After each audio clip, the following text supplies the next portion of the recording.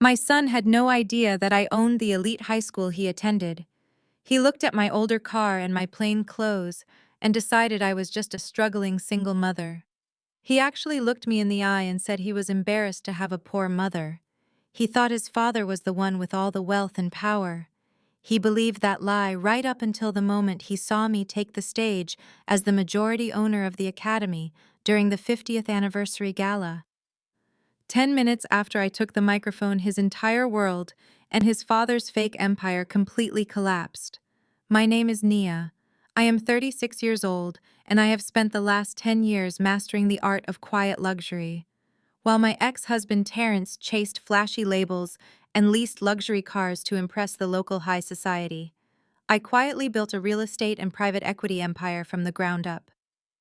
Terrence left me when our son Trey was just 6 years old, claiming my ambitions were too small and my lifestyle was too boring. He married a 28-year-old woman named Chanel, who measured a person's worth by the size of the logo on their handbag.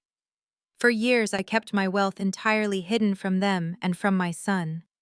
I wanted Trey to learn the value of hard work rather than coasting on a trust fund. But Terrence corrupted him using credit cards and shallow materialism to buy the boy's loyalty. The breaking point happened on a crisp Tuesday morning in the pristine parking lot of Oakridge Academy. Oakridge was the most exclusive private high school in Atlanta, serving the wealthiest families in the community. I had specifically chosen this school for Trey because of its rigorous academic standards. I also happened to own 80% of the academy through my private equity firm, Vanguard Equity, but nobody knew that, except the school principal and the board of directors. To the rest of the world, and to my son, I was just a freelance educational consultant who drove a reliable 12-year-old Honda Civic. That morning, I noticed Trey had left his lunch container on the kitchen counter. Knowing he had a long day of advanced placement classes and basketball practice ahead, I decided to drive over and drop it off. I pulled my Honda into the circular driveway right as the morning bell was about to ring. I saw Trey standing near the courtyard steps, surrounded by his usual group of friends, all of whom came from extremely wealthy families. I parked the car, stepped out, and called his name.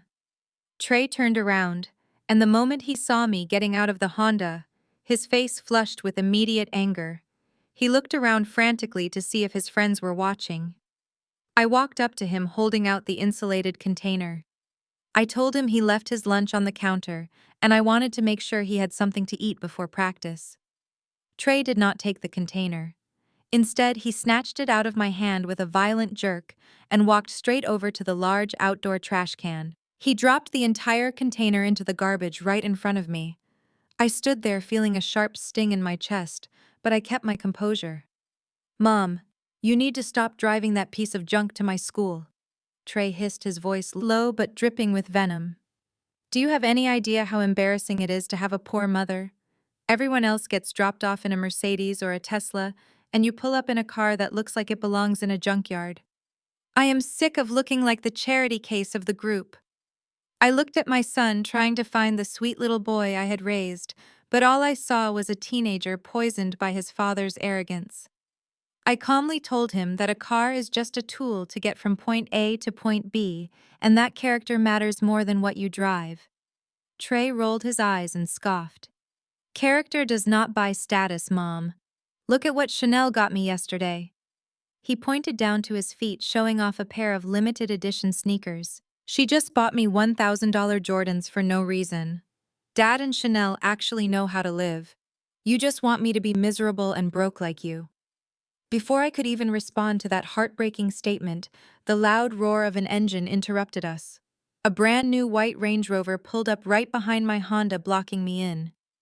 The tinted windows rolled down, and Terrence leaned his head out wearing a smug smile and a pair of oversized designer sunglasses. The passenger door opened, and Chanel stepped out. She was dressed head to toe in loud designer prints, making sure every logo was visible to the parents and students walking by. Chanel strutted over to Trey and gave him a dramatic hug, intentionally looking me up and down. "Oh, Nia, I did not expect to see you here," she said, her voice dripping with fake pity. She reached out and touched the sleeve of my sweater. "Is this from a thrift store?" You really should let me take you shopping sometime. I know a few places that sell discounted clothes, so you do not have to walk around looking so tragic. She had no idea that my simple unbranded sweater was pure cashmere from Loro Piana and cost more than her entire heavily branded outfit combined. I simply smiled and told her I was perfectly comfortable in my clothes. Terrence stepped out of the Range Rover adjusting a thick gold watch on his wrist that I immediately recognized as a high-quality counterfeit.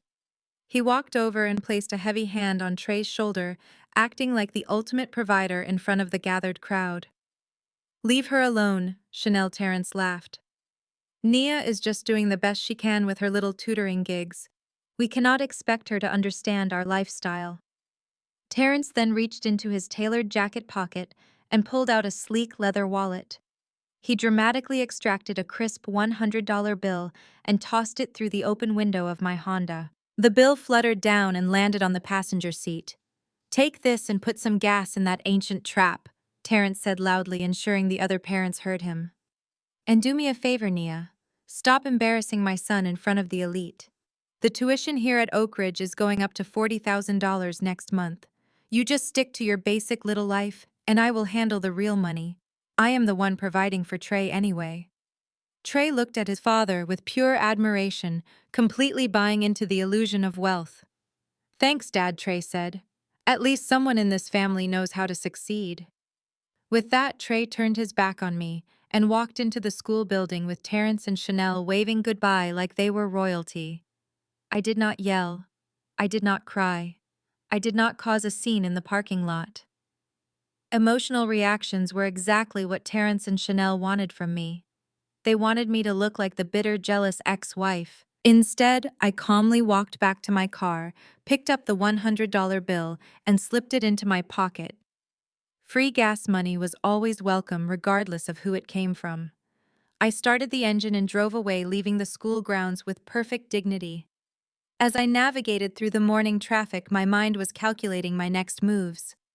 Terrence had always been obsessed with appearances, but his financial reality was a house of cards.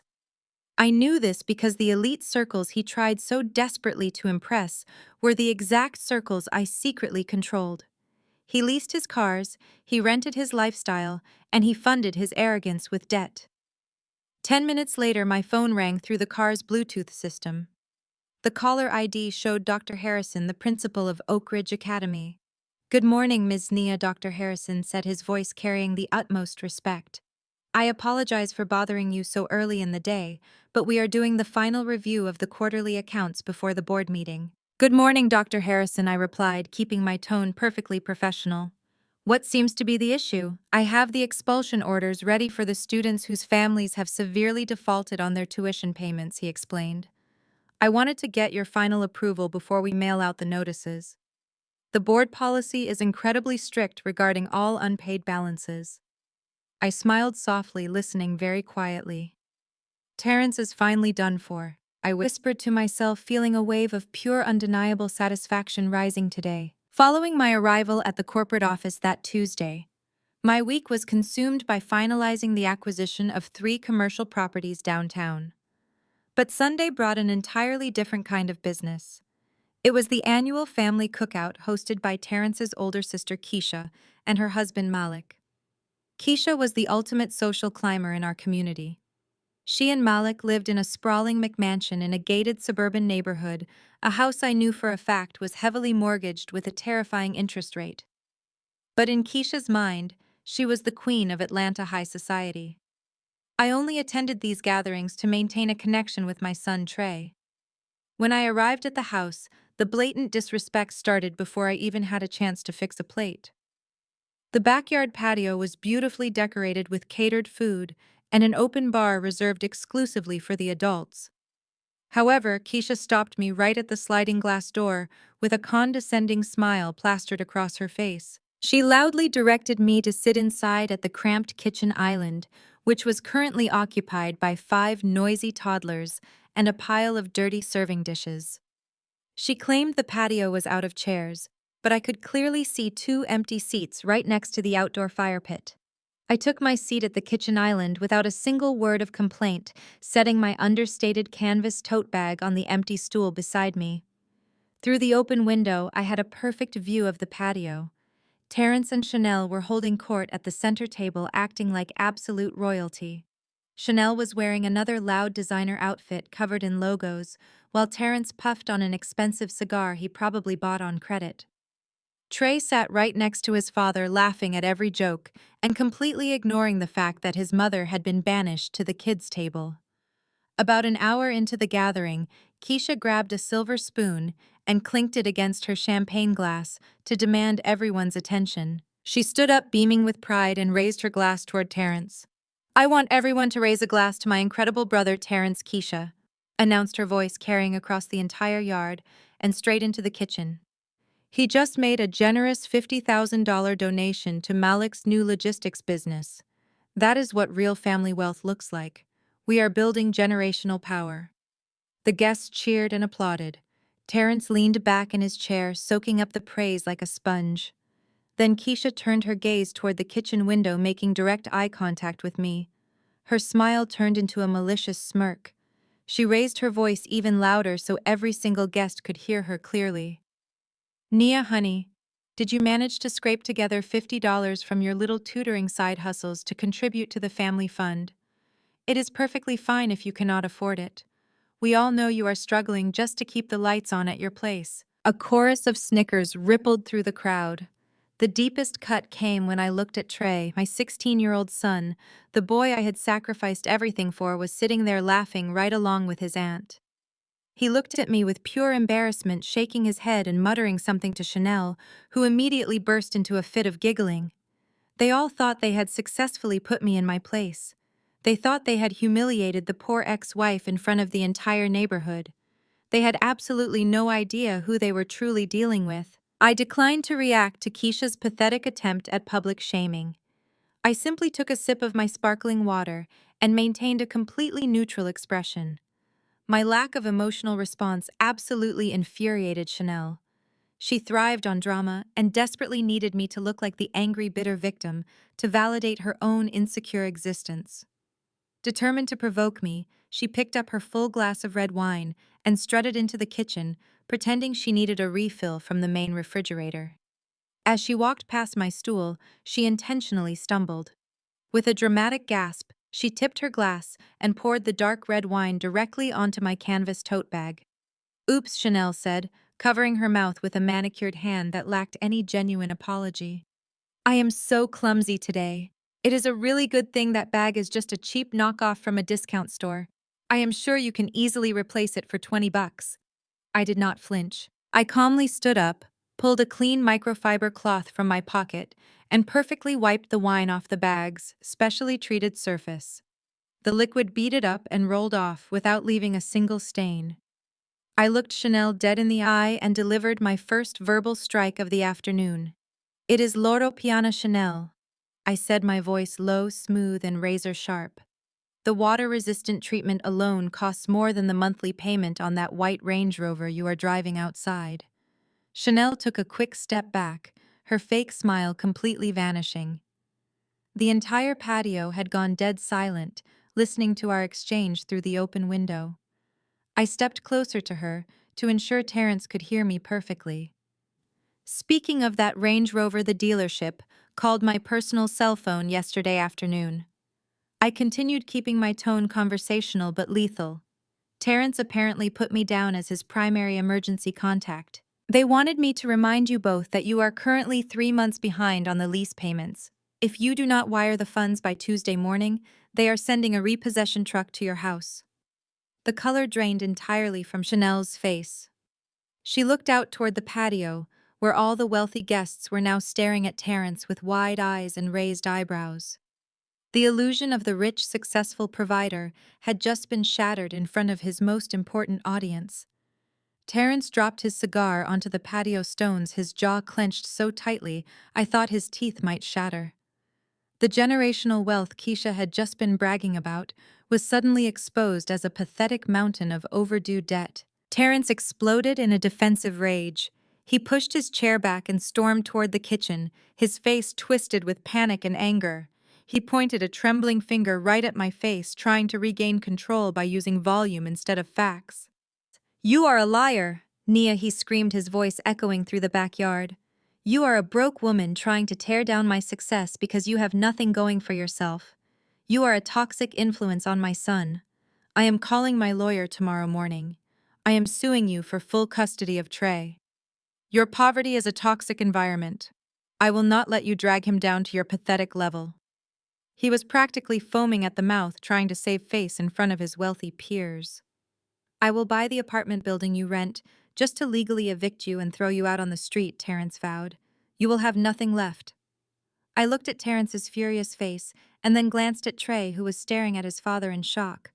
I did not raise my voice. I simply picked up my bag and walked straight past Terrence.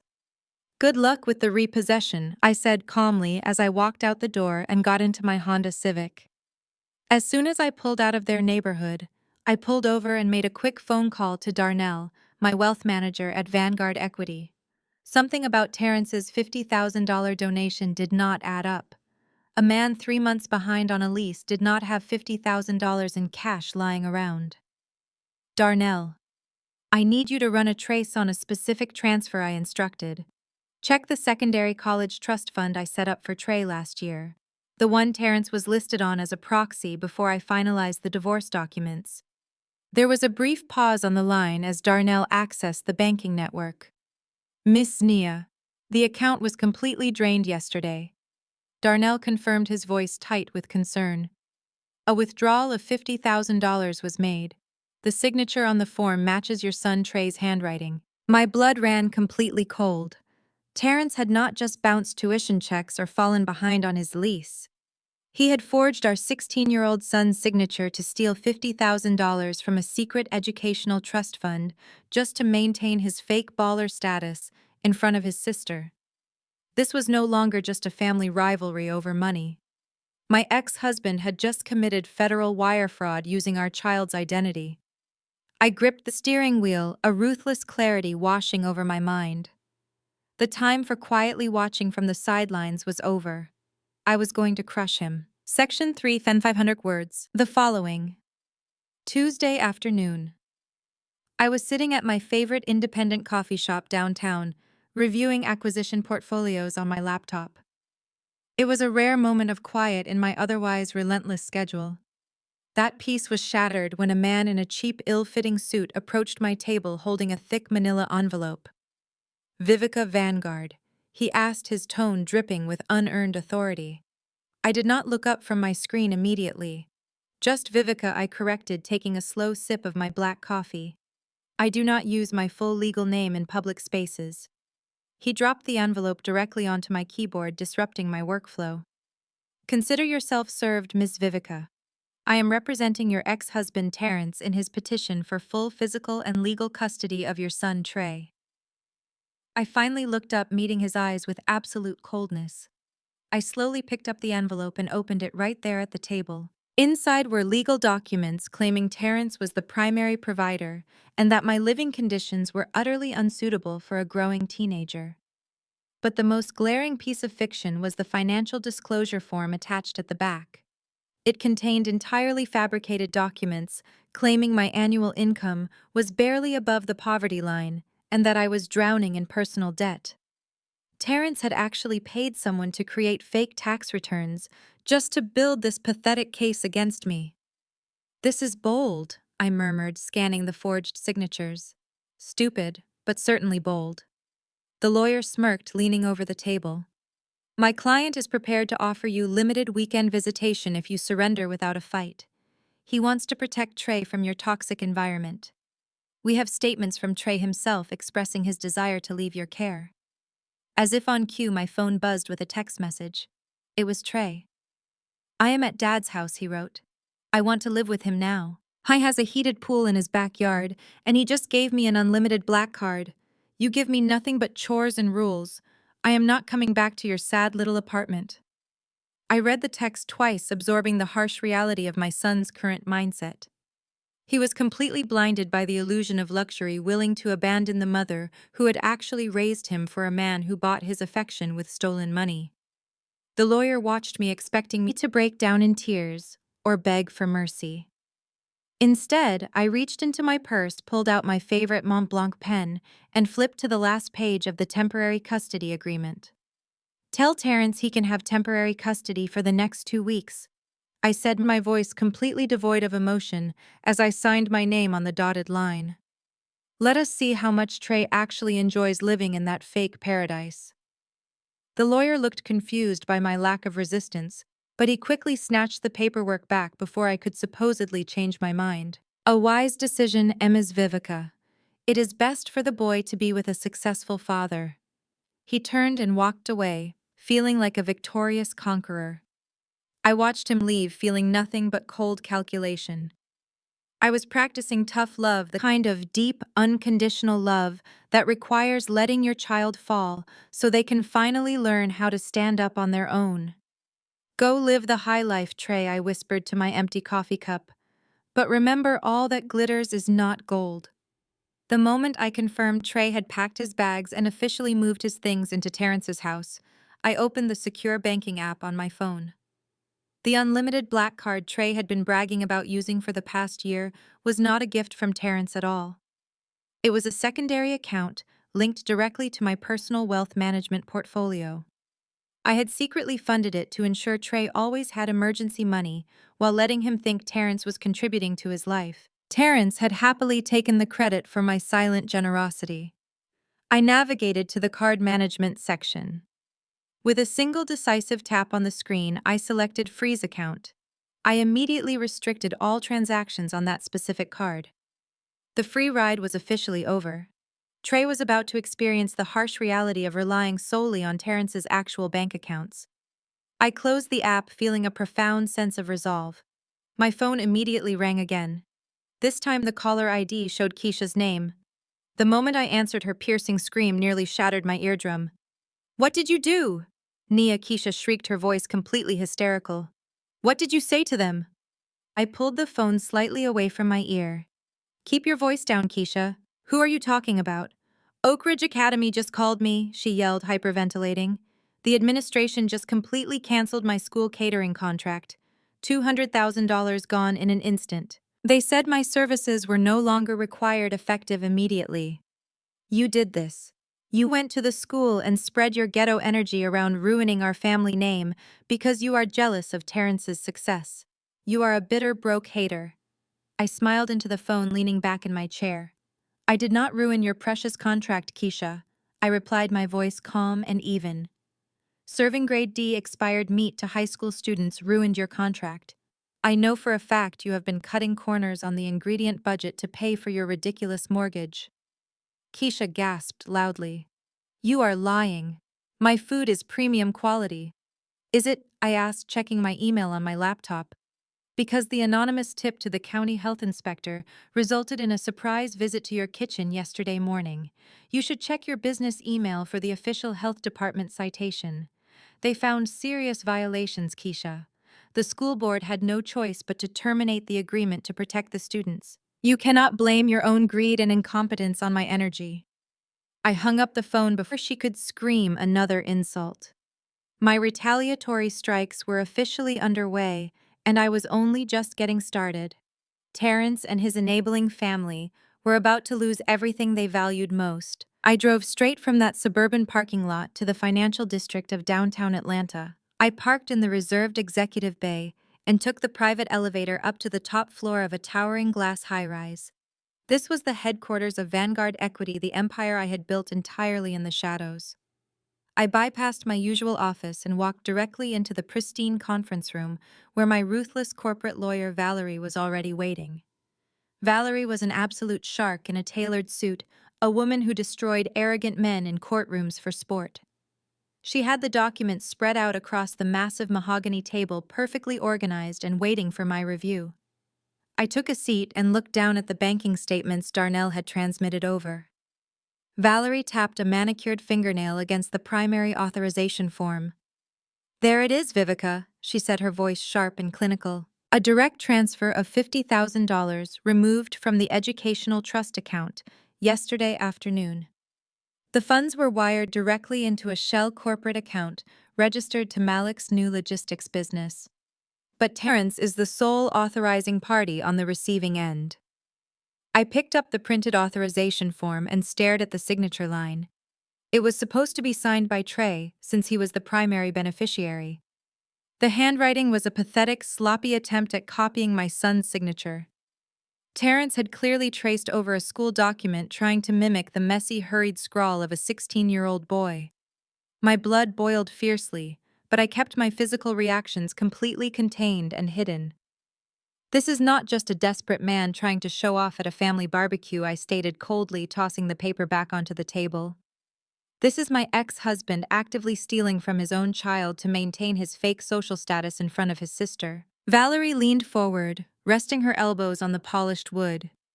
"It is much worse than just terrible parenting, Vivica. Terrence crossed state banking lines when he initiated this transfer through proxy servers. By forging a minor's signature to authorize the movement of $50,000, he has committed federal wire fraud. This is not a civil dispute over marital assets or unpaid child support. This is a severe federal crime carrying a mandatory minimum prison sentence. I can have the FBI at his leased front door before dinner time today." I looked out the floor-to-ceiling windows at the sprawling Atlanta skyline. I imagined Terrence sitting in handcuffs, humiliated in front of his high society neighbors.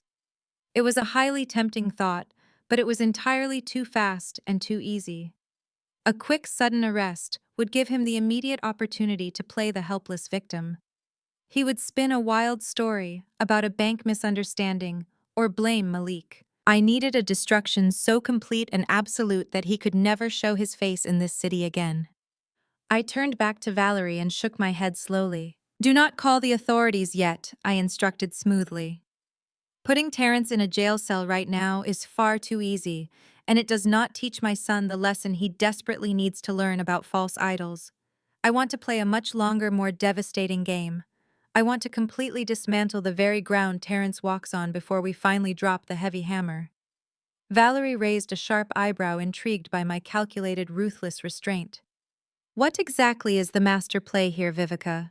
You know I always love a good strategic corporate demolition."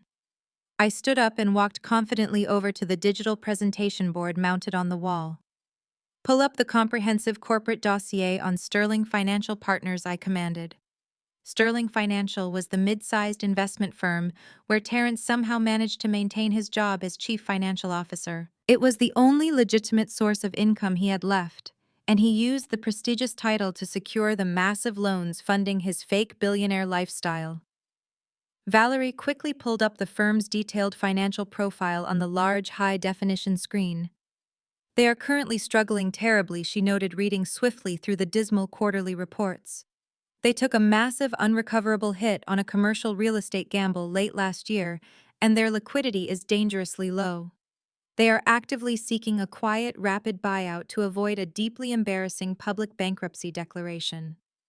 A predatory, chilling smile crossed my face. "Perfect. I want you to initiate a hostile, anonymous buyout of Sterling Financial Partners effective immediately today. Use one of our buried shell corporations so my name does not appear anywhere on the initial acquisition paperwork. I want Vanguard Equity to hold the supreme controlling interest by Friday afternoon without fail." Valerie smiled brightly, matching my dark, ruthless energy. "You want to aggressively buy the entire company just to become your ex-husband's direct boss." "I do not just want to be his boss," I corrected her, my voice dropping to a deadly calm register. "I want to legally control his entire financial and professional existence. Terrence deeply loves using his corporate title to constantly belittle my supposed extreme poverty. I want to officially own the very leather chair he sits on. Once the acquisition is legally finalized, I want full, unrestricted access to his corporate spending accounts, his expense reports, and his internal emails. A greedy man who is willing to forge his own son's signature to steal $50,000 is absolutely stealing from his employer, too. We are going to uncover his corporate embezzlement, and we are going to use it to nail his coffin shut." Valerie began typing furiously on her laptop, already drafting the aggressive acquisition proposals. "Consider it done," she promised firmly. "We will have controlling interest before the weekend begins. He will not even know the company has changed hands until we are perfectly ready to strike. I nodded in deep approval. Make sure the transition remains strictly confidential at all levels. Terrence currently believes he is on the verge of successfully climbing the elite social ladder. Let him keep climbing blindly until the air gets thin. While I was coldly plotting a massive corporate takeover inside a glass high-rise, my son was experiencing his very first brutal reality check across town. I knew exactly what was happening because my secure phone began buzzing violently with rapid transaction alerts. When I completely froze the unlimited black card earlier that afternoon, I had set up instant push notifications for any attempted charges. Trey had gone straight from school to an ultra-luxury sneaker boutique in Buckhead with Terrence and Chanel. He was holding a pair of rare $2,000 sneakers, expecting his father to happily foot the huge bill to maintain his cool, wealthy dad persona. I watched the digital alerts hit my phone screen one by one, painting a vivid, satisfying picture of their absolute public humiliation. The first loud notification flashed brightly. Decline transaction for $2,140 at Seoul Prestige. I could easily visualize the incredibly tense scene. Trey standing at the sleek glass counter, confidently handing over the heavy metal black card. The cashier swiping it and looking up with an awkward apologetic smile. Trey looking deeply confused and telling the cashier to aggressively run it again. A second notification immediately popped up on my brightly lit screen. Decline transaction for $2,140. The harsh reality of the frozen account was finally hitting them. Terrence, always completely desperate to maintain his wealthy image in front of his son, and his young materialistic wife would have quickly stepped in. He would have loudly complained about stupid bank errors and security freezes, trying to smoothly play off the deeply embarrassing moment. He would then arrogantly pull out his own shiny platinum credit card to save the day and prove his ultimate financial dominance. My phone buzzed with a third unexpected notification. This time it was a detailed text from my private investigator, who I had secretly assigned to tail Terrence earlier that week. The investigator sent a real-time update from directly outside the boutique. Terrence's platinum card just declined, the message read. He desperately tried two other backup cards. Both declined instantly. Chanel is currently causing a massive theatrical scene. I smiled softly at the glowing screen. Chanel, deeply humiliated in front of the luxury store employees, was undoubtedly throwing a massive embarrassing fit. She would be screaming about terrible customer service and faulty credit machines, refusing to accept that her husband was actually entirely broke. She foolishly demanded respect simply because she carried a bag covered in expensive designer logos. But credit card terminals do not care about your flashy outfit. They only care about actual available liquid funds. Meanwhile, Trey was standing there completely empty-handed, holding the shoes he could no longer buy. For the very first time, he was watching the invincible armor of his fathers, fake wealth crack right in front of his eyes.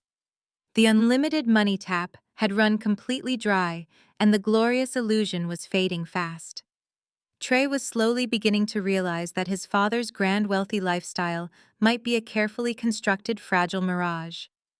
And this was only the very beginning of their total downfall. Later that same evening, the harsh reality of Terrence's financial ruin finally followed him home. Trey was sitting in the spacious living room of his father's rented suburban mansion, trying to ignore the deeply humiliating memory of the luxury sneaker boutique. He was playing video games on a massive flat-screen television, while Terrence paced the floor nervously with his phone glued to his ear. Chanel was upstairs taking a shower, trying to wash away the embarrassment of her public meltdown. Suddenly, the bright, recessed lighting in the living room flickered violently and died completely. The massive television screen went entirely black. The low hum of the central air conditioning unit stopped, leaving the large house in absolute dead silence. Trey stood up, dropping his game controller onto the dark floor. He asked his father what just happened to the power. Terrence scrambled in the sudden darkness, trying to use his phone flashlight to see. The power company had officially shut off the electricity for severe non-payment. Terrence had not paid the massive utility bill in over 4 months, choosing instead to spend his dwindling cash on fake luxury goods and expensive cigars. But Terrence was a master manipulator, and he absolutely refused to take any accountability for his own failures. He immediately turned to Trey and began spinning a vicious web of lies. Terrence claimed that the power outage was not his fault at all. He aggressively gaslit our son, claiming that I was the one responsible for the sudden darkness. Terrence told Trey that I was an insanely jealous and bitter woman who could not handle seeing them live such a glamorous life. He fabricated a wild story claiming I had illegally hacked into his bank accounts and intentionally frozen his assets out of pure spite. He told Trey that I was trying to destroy their happiness because I was broke and miserable in my own pathetic life. Trey, being young and already poisoned against me, swallowed his father's toxic lies completely. He felt a surge of misplaced anger toward me, believing I was intentionally ruining his perfect new life. Sitting in the dark, cold living room, Trey pulled out his phone and typed out a deeply hurtful message to me. He sent a nasty text that hit my screen moments later. "You are destroying Dad out of pure spite because you are broke and jealous," Trey wrote. "You are a terrible mother, and I absolutely hate you for doing this to us." I read the cruel message sitting in my luxurious penthouse apartment. I did not shed a single tear over his misguided anger. I knew he was repeating the desperate lies of a cornered man. I simply placed my phone face down on the table and let the heavy silence do its necessary work. Terrence could lie all he wanted, but he could not hide the truth from Trey much longer. The night was far from over, and the consequences of his actions were just getting started. The dark house grew increasingly uncomfortable as the long hours dragged on into the middle of the night. Trey sat awake by his second-floor bedroom window, unable to sleep in the stifling heat without the central air conditioning. The street outside was quiet and lined with multi-million-dollar homes owned by truly wealthy families. Around 2 in the morning, a heavy diesel engine shattered the peaceful silence of the upscale neighborhood. Trey watched carefully through his window as a large industrial tow truck pulled slowly up to their driveway. Two burly men stepped out of the truck wearing reflective safety vests and carrying heavy metal chains. They walked straight up to the gleaming white Range Rover parked proudly in the driveway. The repo men wasted absolutely no time getting to work. They began aggressively hooking the thick metal chains under the chassis of the luxury vehicle, securing it to the tow truck's massive lift. Trey watched in complete horror as the harsh reality of the situation unfolded right before his eyes. This was not a bank error or a jealous hack by his mother. This was a completely legal repossession of an unpaid vehicle. The loud clanking of the heavy chains echoed through the quiet street, waking Terrence from his sleep. Terrence burst out of the front door wearing silk pajamas and completely lost his mind. He sprinted down the driveway, screaming at the top of his lungs, demanding the men release his vehicle immediately. He arrogantly told them they were making a massive mistake and threatened to sue their entire company. The lead repo man simply handed Terrence a thick clipboard displaying the 3 months of severely delinquent lease payments. Terrence refused to accept the humiliating truth and physically lunged at the repo man, trying to snatch the keys from his hand. It was a pathetic display of desperate arrogance. The second repo man immediately stepped in and shoved Terrence hard against the side of the tow truck, warning him to back off before they called the local police for assault. The loud commotion woke the surrounding wealthy neighbors. Lights flicked on in the massive houses across the street. Elite doctors, lawyers, and corporate executives stepped out onto their manicured lawns to watch the chaotic scene unfold. Terrence was publicly humiliated in front of the exact high society audience he had spent years trying to deeply impress. He stood barefoot in the driveway, shouting empty threats, while the tow truck slowly hoisted the pristine white Range Rover into the air. The vehicle he used to mock me in the school parking lot was officially gone. Trey watched the entire pathetic spectacle from his dark bedroom window, feeling a deep, crushing sense of shame. The invincible, wealthy superhero image of his father was completely shattered into a million tiny, jagged pieces. The repo truck drove away, leaving Terrence standing alone in the dark driveway, entirely exposed as a massive financial fraud. The absolute humiliation of the repossession was the final breaking point for Chanel. When Terrence finally walked back into the dark, unair-conditioned house, he found his young wife furiously packing her extensive collection of designer bags by the dim light of her cell phone. She was throwing her heavily branded clothing into large suitcases with frantic, angry movements. Trey quietly stepped out of his bedroom and stood in the dark hallway listening to the explosive confrontation unfolding in the master bedroom. Chanel was screaming at the top of her lungs, completely dropping her refined high society persona. She viciously tore into Terrence, calling him a pathetic broke fraud who had entirely ruined her life. She yelled that she did not sign up to live in a dark, hot house without a luxury car to drive. She demanded to know where all the money had gone and why her credit cards were suddenly declining at every single store in the city. She told him he was a complete failure of a man and that she was leaving him to find someone who actually had real money. Terrence looked absolutely desperate as he watched his trophy wife preparing to walk out the door. He dropped to his knees and begged her to stay, clinging to her expensive luggage like a drowning man. He promised her that this was just a temporary setback and that he had a brilliant master plan to fix all of their severe financial problems. He desperately pleaded with her to just wait until the end of the week. Terrence revealed his grand, desperate strategy to save his fake empire. He told Chanel about the upcoming 50th anniversary gala for Oakridge Academy, the elite school Trey attended. He explained that the anonymous billionaire owner of the academy was finally going to make a rare public appearance at the prestigious event. Terrence confidently promised Chanel that he was going to corner this mysterious billionaire at the gala and easily secure a massive multi-million-dollar corporate investment for his struggling firm. He swore that his incredible business charm would win over the wealthy owner and instantly restore their lavish lifestyle. He promised Chanel new cars, bigger diamonds, and an even better mansion if she just gave him a few more days to execute his flawless plan. Standing in the pitch-black hallway, Trey overheard every single word of this deeply pathetic exchange. He heard his father begging a shallow woman to stay. He heard the sheer desperation in Terrence's voice as he staked their entire future on a blind gamble with a complete stranger. Trey finally realized that his father's wealth was entirely non-existent. His dad was not a successful titan of industry.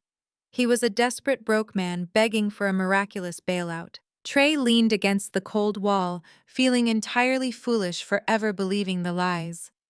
He had absolutely no idea that the anonymous billionaire his father planned to beg for money was actually his own mother. By Friday morning, the hostile takeover of Sterling Financial Partners was officially complete. I sat behind my massive mahogany desk at Vanguard Equity, watching the final digital signatures populate on the secure acquisition platform. Valerie walked into my office wearing a razor-sharp navy suit and a deeply satisfied smile. She dropped a thick bound portfolio directly in front of me. "The ink is completely dry, Vivica," she announced, her voice vibrating with predatory excitement. "We used 3 different shell corporations to mask the paper trail just as you instructed. As of this exact second, Vanguard Equity holds the absolute controlling interest. You officially own Sterling Financial Partners. You own the building they lease, you own their client portfolios, and you effectively own your ex-husband." I opened the heavy portfolio and ran my fingers over the executive summary. It was a flawless corporate execution. Terrence loved to parade around Atlanta, using his title as Chief Financial Officer to belittle my simple lifestyle. He used that specific title to secure the massive lines of credit that funded his completely fake billionaire persona. Now I was legally his ultimate boss. But simply owning his company was not the final goal. It was merely the surgical instrument I needed to completely dissect his fraudulent life. "Send in the forensic accounting team," I instructed smoothly, leaning back in my leather executive chair. I had intentionally placed our most ruthless financial auditors on standby all week. Within minutes, 3 seasoned accountants entered my office carrying their encrypted laptops. They looked at me with strict professional readiness. "Gentlemen, you now have absolute unrestricted access to the entire financial architecture of Sterling Financial Partners," I told them, keeping my tone perfectly even. "I want a complete forensic audit initiated immediately. Do not bother looking at the junior executives or the standard operational budgets. I want you to completely isolate and target the Chief Financial Officer, Terrence. I want every single corporate credit card he holds meticulously scrutinized. I want every offshore transfer traced. I want every vendor invoice he approved verified for absolute authenticity. Terrence has been loudly flaunting a level of immense wealth that his legitimate salary absolutely cannot support. A man who is desperate enough to forge his teenage son's signature to steal $50,000 from an educational trust fund is undoubtedly stealing from his employer as well. Find the leaks, gentlemen. Tear his corporate life apart piece by piece and bring me the undeniable proof of his embezzlement. Leave absolutely no stone unturned. I want to know where every single stolen penny originated and exactly whose pocket it ended up in. The accountants nodded silently, understanding the severe gravity of the assignment. They immediately set up a secure digital war room down the hall and began ripping into Terrence's entire financial history. The trap was now fully armed and locked. Terrence thought he was a financial genius, but he was just a careless thief playing with my money. He had built his entire arrogant identity on a foundation of stolen corporate funds, and I was going to thoroughly enjoy pulling the ground right out from under his feet. The days of him controlling the narrative were permanently over. The intensive audit took less than 48 hours. Terrence was incredibly arrogant, but he was not particularly intelligent. He had covered his tracks with the sloppy desperation of a man who firmly believed his prestigious corporate title made him completely invincible. Early Monday morning, the lead forensic auditor walked back into my office carrying a single thick red folder. He looked both thoroughly disgusted and professionally amused. "It is a massive financial bloodbath," Ms. Vivica, the auditor stated, placing the red folder squarely on my polished desk. "Your chief financial officer has been running a highly sophisticated embezzlement scheme for the past 3 years. He created a complex series of ghost vendors and systematically funneled corporate capital directly into multiple untraceable offshore accounts." I opened the folder and carefully reviewed the highlighted spreadsheet. The final deficit number printed in bold red ink jumped right off the page. $1.5 million. Terrence was officially $1.5 million in the hole. He had repeatedly robbed his own struggling firm blind, just to maintain his pathetic illusion of high society wealth. Where exactly did all this stolen money go? I asked, scanning the endless rows of fraudulent transactions. The auditor handed me a detailed, itemized breakdown. He used the stolen corporate funds to secretly finance his entire fake lifestyle, he explained, shaking his head in sheer disbelief. There are direct wire transfers paying for luxury vehicle leases, including the white Range Rover that was recently repossessed from his driveway. There are massive corporate expense payouts linked directly to high-end designer boutiques. I was actively using company money to fund his young wife's weekly shopping sprees for heavily branded handbags and clothing. But the absolute most glaring fraud was the massive cash injections sent directly to a failing logistics business owned by a man named Malik. My eyes narrowed sharply. Malik was Terrence's brother-in-law, Keisha's husband. The generational wealth Keisha had been loudly bragging about at her tacky suburban cookout was entirely funded by Terrence's illegal corporate embezzlement. It was all a giant, disgusting lie. Terrence was even using stolen company money to buy high-quality counterfeit Rolex watches, reporting them as legitimate corporate gifts, and pocketing the massive price difference. Valerie leaned over my shoulder reading the damning financial report. She let out a low, sharp whistle. "This is textbook federal embezzlement, Vivica," she said, her eyes gleaming with fierce anticipation. "He has committed severe wire fraud, corporate theft, and massive tax evasion. He is looking at a strict minimum of 20 years in a federal penitentiary. I have the direct private number for the FBI Financial Crimes Division on speed dial. Give me the word right now, and I will have a dozen federal agents swarming his office before he even finishes his morning coffee." I stared down at the irrefutable evidence of my ex-husband's complete moral and financial bankruptcy. The sudden urge to completely destroy him instantly was incredibly powerful, but I refused to let raw emotion hijack my perfectly constructed strategy. "Do not call the authorities and absolutely do not fire him yet," I commanded, closing the red folder with a decisive, loud snap. Valerie looked at me in genuine absolute shock.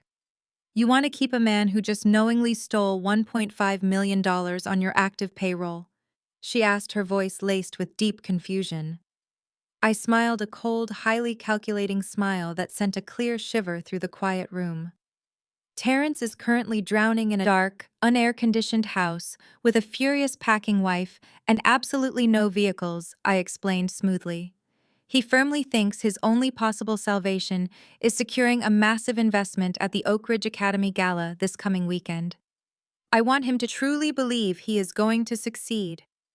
I want him to put on his cheap fake Rolex walk into that grand ballroom and think he has won the ultimate lottery.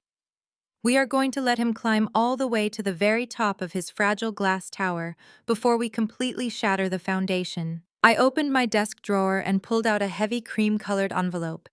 It was an official, beautifully gold-embossed invitation to the Oakridge Academy 50th anniversary gala. I had personally instructed Dr. Harrison, the school principal, to print a highly specialized VIP pass strictly for Terrence. I handed the elegant envelope directly to Valerie. Have this delivered directly to his house by a private courier this afternoon, I instructed. Make sure it includes a personalized typed note from the school administration.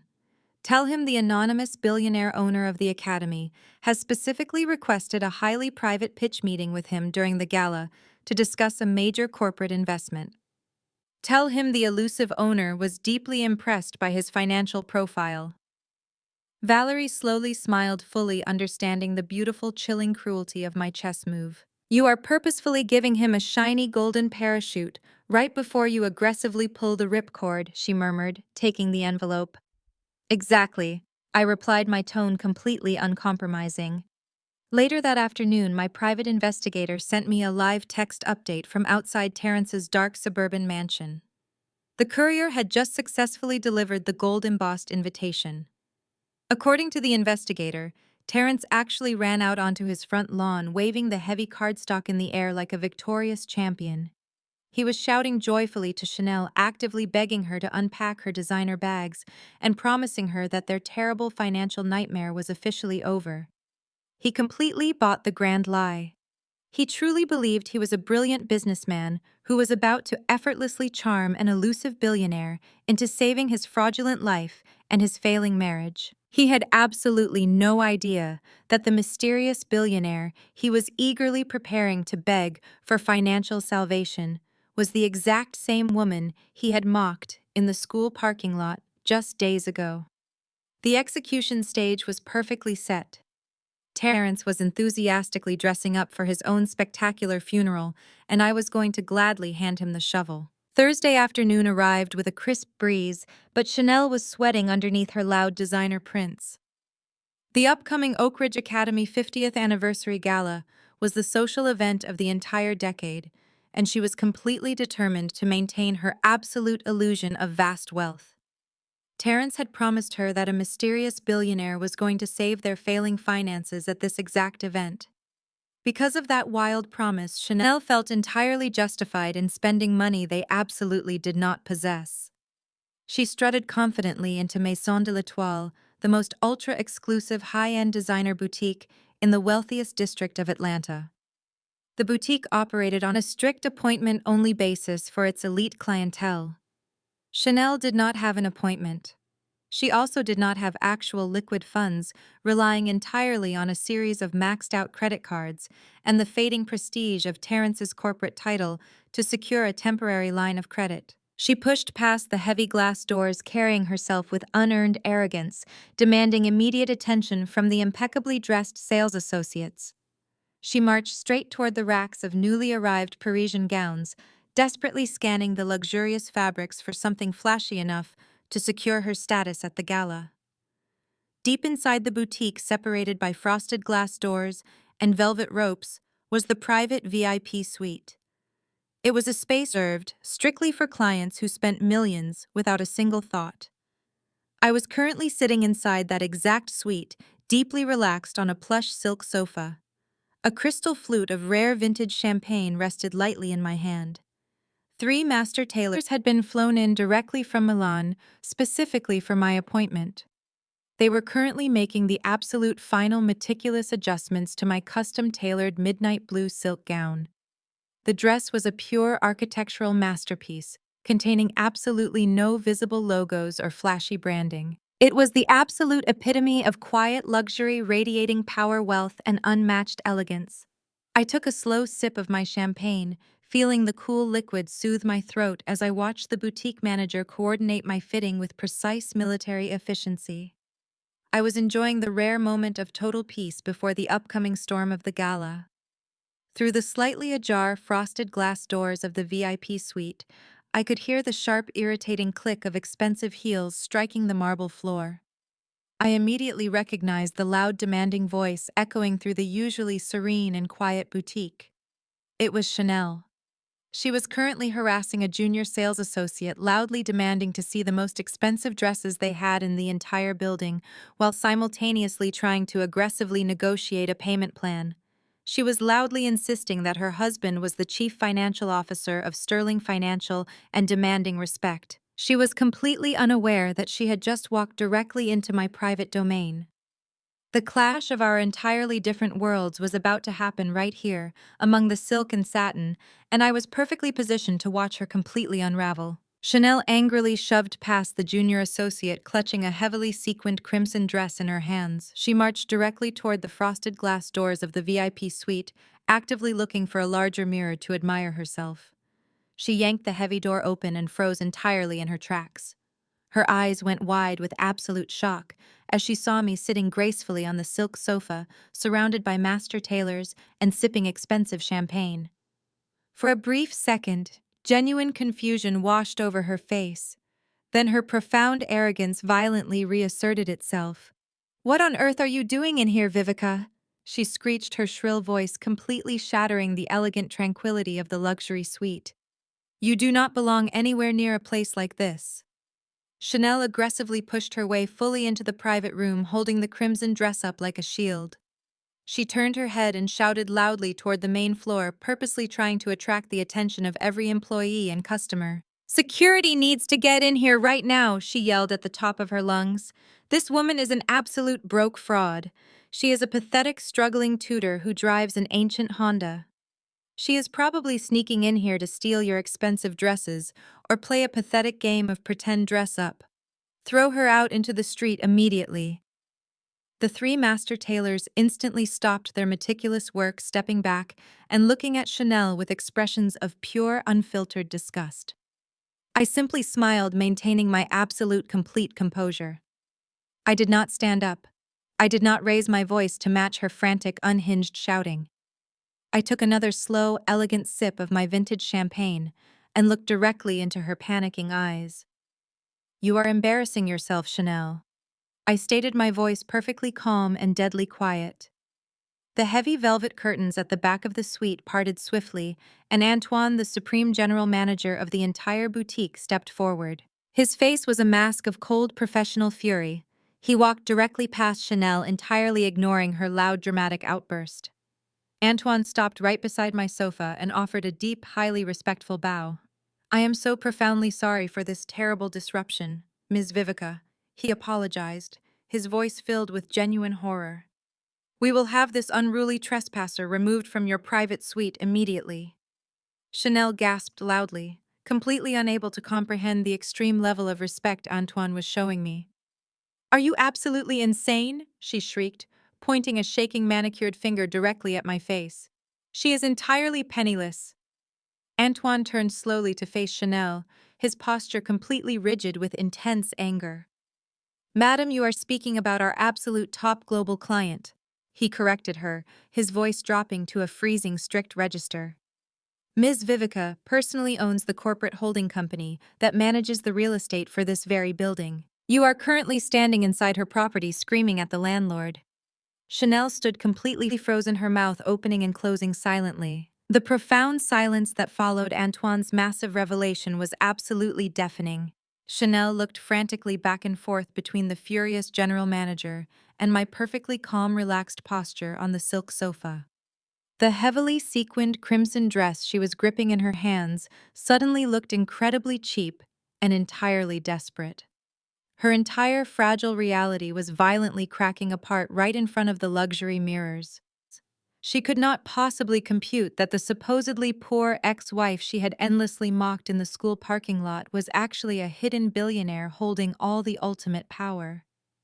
I slowly placed my crystal champagne flute down onto the polished marble table and stood up. My movement was incredibly slow, entirely deliberate and radiating absolute total control. I walked smoothly across the plush carpet until I was standing just a few inches away from her trembling, panicked frame. I looked down at the flashy crimson dress she was desperately clutching like a protective shield. I reached out and ran my fingers lightly over the sequins, feeling the sheer desperation woven right into the fabric. "You desperately need that dress for the upcoming gala, do you not, Chanel?" I asked, my voice remaining perfectly smooth and totally devoid of any pity. "You need to look incredibly wealthy when Terrence officially begs for his financial salvation this weekend." Chanel swallowed hard, her eyes darting nervously toward the exit. She tried to muster a final pathetic shred of her previous arrogance, but failed completely. I turned my attention away from her terrified face and looked directly at the general manager, who was still standing rigidly at attention, waiting for my ultimate command. "Antoine," I said, my voice ringing with total supreme authority, "I have decided to drastically change my wardrobe plans for the remainder of this upcoming season." Antoine bowed his head slightly. "Whatever you require, Ms. Vivica," he responded instantly. I looked back at Chanel, letting a slow, freezing smile spread across my face. "I will take the entire inventory currently sitting in this store today," I commanded, my voice echoing powerfully through the silent boutique. "Every single gown, every piece of jewelry, and every pair of shoes. I want all of it beautifully packed and delivered to my penthouse this evening." I paused, letting my eyes lock directly onto Chanel's terrified expression. "Including the exact crimson dress currently resting in her hands," I added sharply. "Box it all up immediately." Antoine clapped his hands sharply, summoning the entire security team and sales staff. "With absolute pleasure, Miss Vivica," he announced loudly. Security quickly stepped forward and firmly grabbed Chanel by the arms. They literally pried the crimson dress out of her shaking hands. She did not have the strength to fight back or scream. She was thoroughly humiliated, stripped of her fake armor, and brutally exposed as a complete fraud. She was forcefully escorted out of the boutique empty-handed, stumbling blindly onto the sidewalk in total, utter defeat. The highly anticipated Oakridge Academy gala was rapidly approaching, and she had absolutely nothing left to wear at all. The execution stage was perfectly set.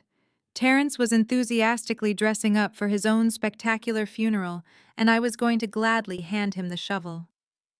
Saturday evening brought a crisp chill to the Atlanta air, setting the absolute perfect mood for the harsh realities that were about to unfold. Across town, in the cracked driveway of their dark, powerless rented mansion, Terrence and his enabling family were staging a deeply pathetic display of fake wealth. With their luxury leased vehicles completely gone, Terrence, Chanel, Keisha, and Malik pooled the absolute last of their dwindling cash simply to rent temporary transportation. Unable to afford a standard executive black car service, they secured a terribly outdated stretched limousine, smelling faintly of stale cologne and cheap pine air freshener. It was a tacky vehicle typically reserved for rowdy high school proms, not highly elite corporate galas. Yet Terrence strutted out of his front door, wearing his counterfeit gold Rolex, adjusting the stiff lapels of a cheap tuxedo he had clearly rented from a local discount warehouse.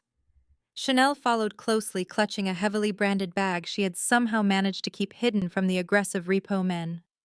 Keisha and Malik climbed into the back of the tacky limousine, bickering loudly about the deeply wrinkled fabric of Keisha's highly outdated sequined evening gown. The Oakridge Academy 50th Anniversary Gala was the single most important high society event of the entire decade, and they were arriving looking like an absolute rolling joke. Once inside the cramped, cracking leather interior, they immediately began their usual toxic scheming. Terrence poured them all glasses of cheap sparkling cider, loudly pretending it was rare vintage champagne from France. He confidently laid out his desperate master plan to completely save their entire family from total impending financial ruin. Terrence bragged that his scheduled private pitch meeting with the anonymous billionaire owner was a guaranteed massive monumental success. He promised Keisha and Malik that he would effortlessly secure enough investment capital to completely revive Malik's failing logistics business and instantly pay off Keisha's mounting mortgage debt.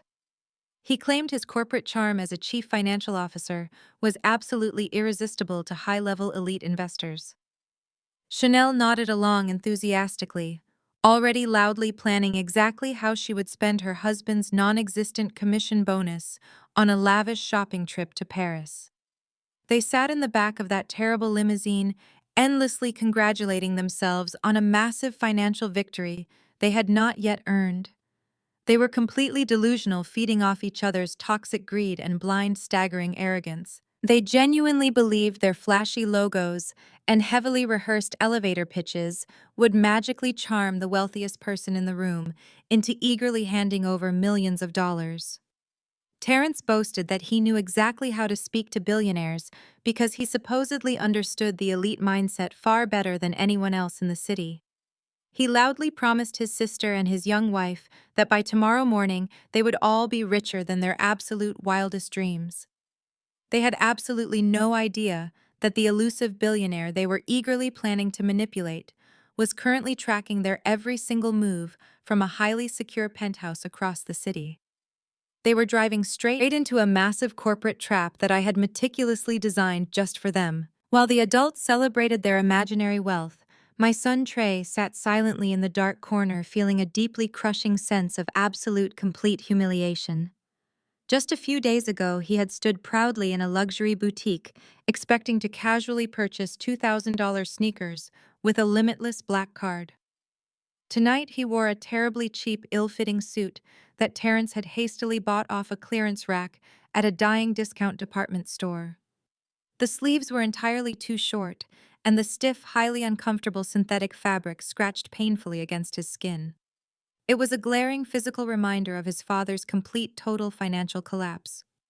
Trey stared out the heavily tinted window of the slow limousine, watching the blurry city lights rush past as the incredibly painful truth finally settled heavily into his young mind. His father's grand sweeping promises of limitless, boundless wealth, heated outdoor pools, and a magical life of pure elite luxury were nothing but empty, deeply pathetic lies.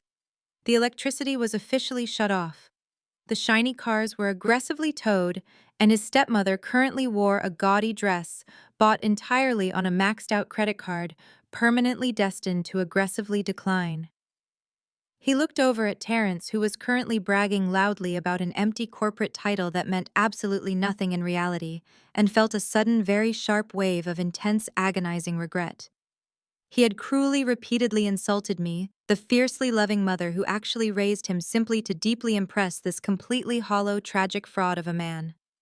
The pristine, impossibly elite, sprawling campus of Oakridge Academy finally came into sharp view as the cheap limousine slowly pulled into the grand circular driveway. Trey quietly pulled his cell phone directly out of his pocket, his hands visibly shaking slightly in the dim light. He nervously opened our text message thread, staring painfully at the harsh, highly cruel message he had arrogantly sent me just a few nights ago, boldly accusing me of viciously ruining his perfect life out of pure broke maternal jealousy. The crushing guilt hit him instantly like a massive, heavy physical blow straight to the chest. He slowly, carefully typed out a new message, his trembling fingers hesitating slightly over the glowing keyboard.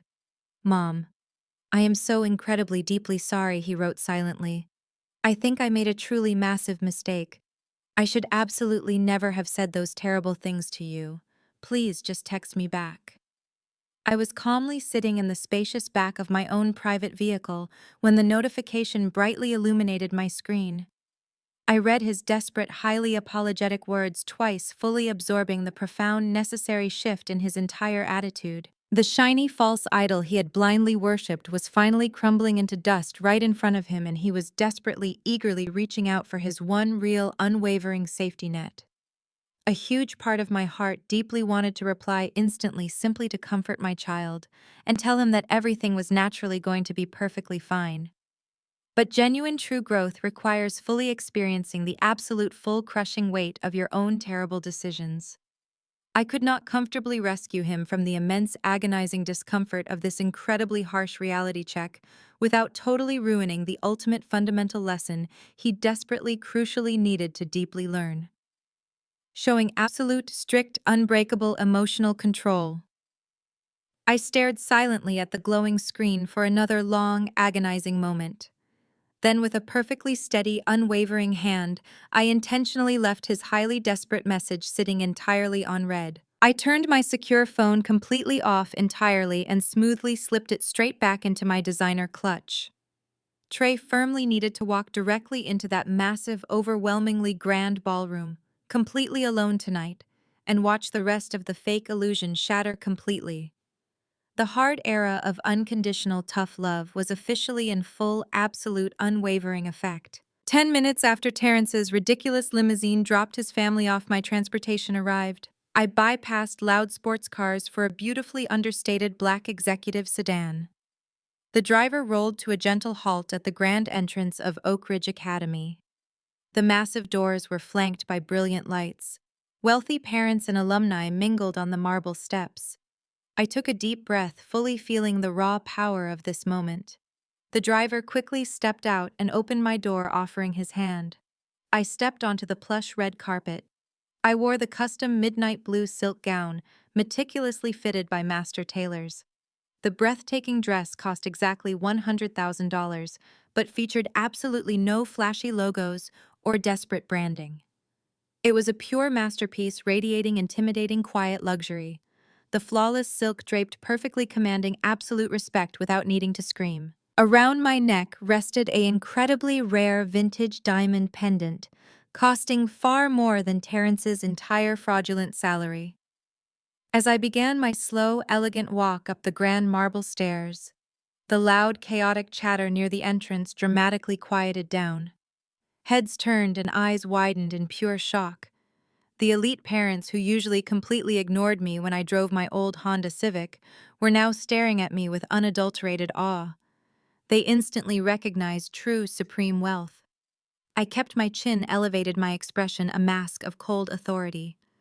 Terrence, Chanel, Keisha, and Malik were already inside the ballroom, desperately hunting for a mysterious billionaire. My son was inside waiting for a reply. They were all completely trapped. The final, highly anticipated execution was at hand.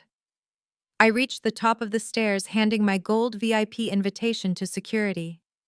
I stepped through the heavy oak doors, entering the brilliant glowing light. The storm was officially here, and I was the lightning ready to strike their entire fake empire tonight. The cool evening air whipped around me as I glided up the grand red carpet toward the towering entrance of Oakridge Academy. My custom midnight blue silk gown trailed elegantly behind me, capturing the flashes of camera lenses from the local press hired for the 50th anniversary gala. I carried no physical invitation in my hands because the ultimate owner of the building does not need a paper ticket to enter her own property. Ahead of me, near the heavy velvet ropes, I spotted the unmistakable tragic figures of my ex-husband and his sister. Terrence was adjusting the stiff lapels of his cheap rented tuxedo, sweating visibly despite the brisk weather. Keisha stood next to him, frantically tugging at the bodice of her severely outdated sequined dress. They were aggressively attempting to network with a group of elite neurosurgeons who were clearly trying to escape their desperate, eager conversation. I continued my measured, highly deliberate walk directly toward the main glass doors. My posture radiated absolute, untouchable authority. Terrence happened to glance over his shoulder and his eyes locked directly onto mine. His smug expression instantly vanished, replaced by a deep, violent shade of furious red. He aggressively pushed past the wealthy doctors and marched straight toward me. He intentionally positioned his large frame directly in the center of the red carpet, physically blocking my path to the entrance. He looked me up and down, completely failing to recognize the $100,000 masterpiece I was wearing. He simply saw the woman he had spent years trying to break. "What on earth are you doing here, Vivica?" He hissed, his voice dropping to a harsh, threatening whisper, so the surrounding billionaires would not hear his outburst. "Did you sneak in through the back service entrance to serve hors d'oeuvres to the real guests tonight?" I stopped exactly 2 feet away from him, refusing to yield a single inch of ground. I looked up into his panicked, sweating face, with a completely serene expression. "I am attending the gala, Terrence." I replied, my tone entirely even and unbothered. "Move out of my way immediately." Terrence let out a loud, ugly scoff, drawing the attention of several nearby wealthy parents. "You are attending," he mocked, stepping even closer to physically intimidate me. "Tickets for this exclusive event are exactly $5,000 a head, Vivica. You cannot even afford to put gas in that ancient, pathetic Honda you drive. There is absolutely no way you belong anywhere near a prestigious room like this." He turned his head and aggressively snapped his fingers toward the grand entrance. "Security!" he yelled, waving his arm frantically. "Get this trespasser out of here immediately before she completely embarrasses my son in front of the entire school." He truly believed he possessed the ultimate authority to dictate my presence. I thought he was protecting his fragile fake empire by removing the struggling single mother from his sight. He had absolutely no idea that he was actively shouting at the supreme landlord of the very ground he was currently standing on. The loud, aggressive shouting immediately drew the attention of 2 massive private security guards stationed by the grand entrance. They wore crisp black suits and clear earpieces, moving swiftly down the red carpet to intercept the supposed disturbance. As they approached, Keisha pushed her way through the crowd of elegantly dressed parents to stand right beside her brother. Her eyes gleamed with a toxic, malicious joy. She saw a rare opportunity to publicly humiliate me, and she was absolutely determined to capitalize on it. She aggressively shoved her hand into her cheap rhinestone clutch and pulled out her smartphone. She immediately opened her camera application and hit the bright record button, holding the glowing screen directly in my face. "Look at this pathetic mess," Keisha announced loudly, her shrill voice echoing across the velvet ropes. She made sure to project her voice so every single wealthy parent turning their head could clearly hear her toxic commentary. "We have a completely broke ex-wife desperately trying to crash high society. You are literally wearing a dress you probably stole from a local thrift store just to stalk my highly successful brother. I am tagging this entire pathetic meltdown on Facebook right now so the whole city can see how crazy you actually are." The 2 security guards finally reached us, their expressions serious and highly alert. "Mom," one of the guards said, reaching out a thick, muscular arm to physically block me from taking another step toward the doors. "We are going to have to ask you to step off the red carpet and produce a valid $5,000 ticket. If you cannot provide an official invitation, you need to vacate the private premises immediately." Terrence crossed his arms over his chest, puffing out his chest with unearned supreme arrogance. He flashed a brilliant, triumphant smile at the surrounding crowd, acting like the wealthy savior protecting the elite gala from a homeless intruder. "Throw her out onto the street where she heavily belongs," Terrence instructed the guards with a heavy, dismissive wave of his hand. "She is severely mentally unwell, and she is actively stalking my family." I did not flinch. I did not raise my hands to cover my face from Keisha's glaring camera lens. I did not try to argue with the imposing security guards or desperately plead my case to the whispering audience of Atlanta billionaires. I simply stood there enveloped in pure, luxurious silk, radiating an icy, terrifying calm. I stared directly into Terrence's deeply smug eyes, allowing him to fully enjoy his final fleeting seconds of perceived ultimate dominance. "You are making a profoundly catastrophic mistake, Terrence," I stated softly, my voice carrying a lethal, chilling weight that made one of the security guards hesitate slightly. Keisha laughed loudly, a harsh, grating sound that pierced the elegant atmosphere. "The only mistake was you thinking you could ever play in our exclusive league," she sneered, shoving the phone closer to my face. "Say goodbye to the wealthy people, Vivica.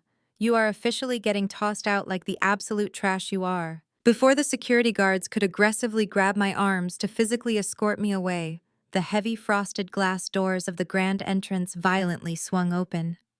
The sudden loud crash of the heavy doors hitting the marble walls startled the entire gathered crowd.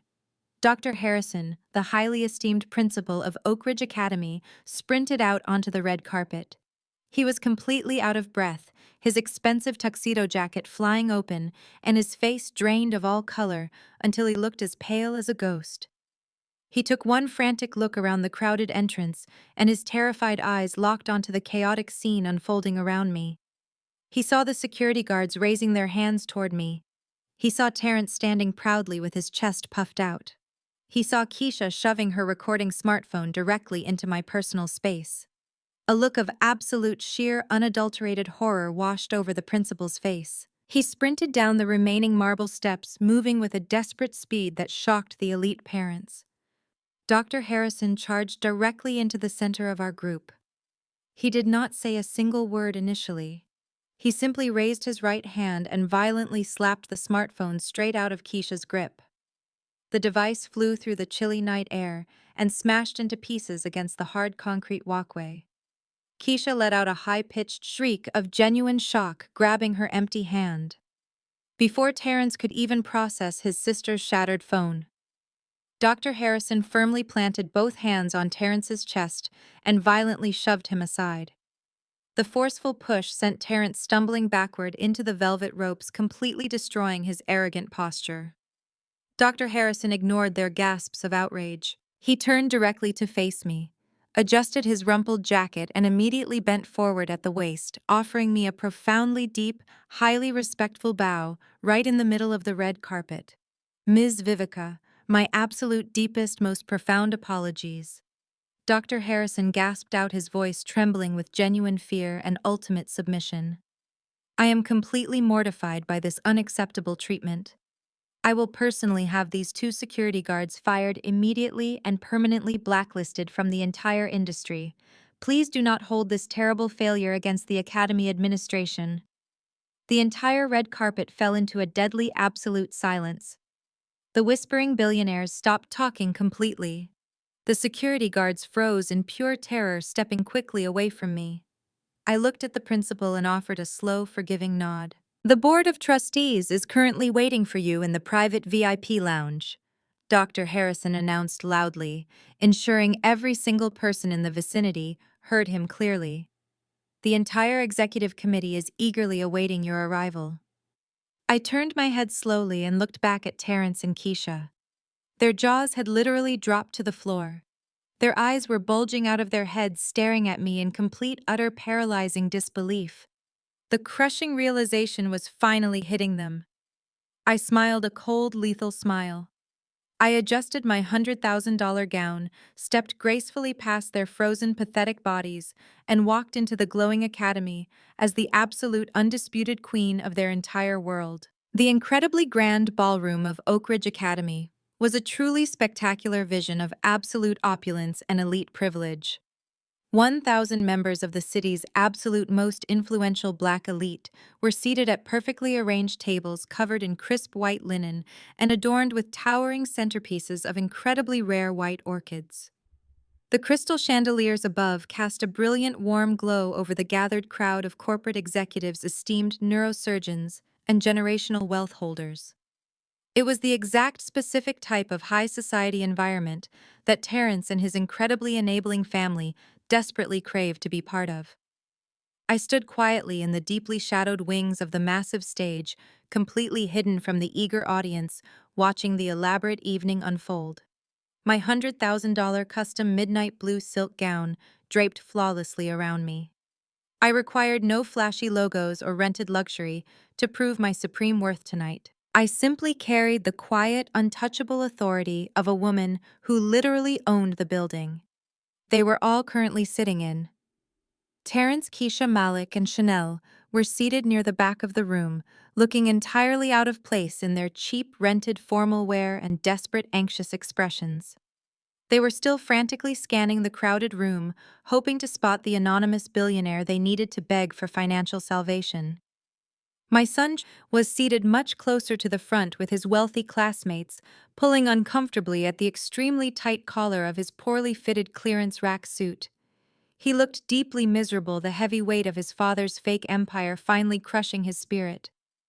The low murmur of wealthy conversations faded into complete silence as Dr. Harrison stepped confidently up to the crystal podium positioned at the center of the stage. He adjusted his microphone and looked out over the massive crowd with an expression of profound respect and deep reverence. Ladies and gentlemen, Dr. Harrison began, his deep voice echoing powerfully through the state-of-the-art sound system. Tonight we gather to celebrate 50 years of unmatched academic excellence at Oakridge Academy. But this momentous golden anniversary would absolutely not be possible without the incredible grace and unmatched business brilliance of one specific individual. A low murmur of intense anticipation rippled through the seated elite crowd. Everyone knew the compelling story of the mysterious private equity firm that had swooped in to rescue the prestigious academy from a devastating financial collapse half a decade ago. But absolutely nobody in this city knew the true identity of the supreme savior. 5 years ago, this beloved institution faced complete and total bankruptcy. Dr. Harrison continued, his voice ringing with absolute certainty. We were completely saved by an anonymous visionary who demands absolute excellence and operates with unparalleled quiet strength. Tonight, she has finally agreed to step out of the shadows. Please stand and welcome our supreme majority owner, the ultimate chairwoman of Vanguard Equity, Ms. Vivica. The massive heavy velvet curtains finally parted. The huge crowd rose to their feet in a thunderous standing ovation. I stepped out from the heavy shadows and walked gracefully toward the center of the grand stage. A single blinding white spotlight immediately locked onto my frame, illuminating the absolute perfection of my custom silk gown. The thunderous applause echoing through the massive ballroom abruptly transformed into a collective gasp of pure, unadulterated shock. The wealthy elite parents who had entirely ignored me in the school parking lot were now staring up at me with profound, wide-eyed reverence. I reached the crystal podium and rested my hands lightly on the polished edges, gazing out over the vast sea of stunned faces. I did not search for Terrence or his pathetic family yet. Instead, my piercing gaze completely bypassed the 1,000 eager executives and locked directly onto my son Trey, sitting completely frozen in the front row. Trey's mouth had literally dropped open in pure disbelief. He was staring up at me as if he were seeing a ghost, completely unable to reconcile the humble woman who drove an old Honda Civic with the incredibly powerful billionaire currently commanding the entire room.